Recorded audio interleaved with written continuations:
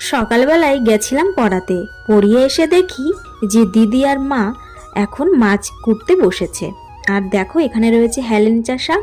এই হেলেঞ্চা শাকটা না দিদি কিনে নিয়ে এসেছে।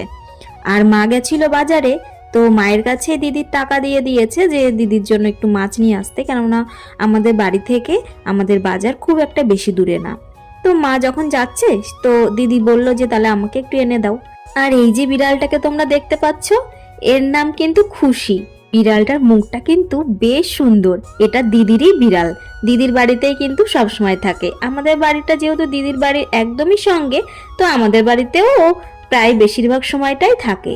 আর আজকে সন্ধ্যাবেলা দিদিকে বলেছিলাম যে তুমি একটু এই যে গোলা রুটি করে দাও। গোলা রুটি তো সবাই পারে মোটামুটি বানাতে, কিন্তু এই রুটিটা কিন্তু একদম পাতলা হয় আর খেতে এত ভালো লাগে। আজ রাত্রেবেলা কিন্তু ভাত খাবো না, এই গোলা রুটি আর চা করব।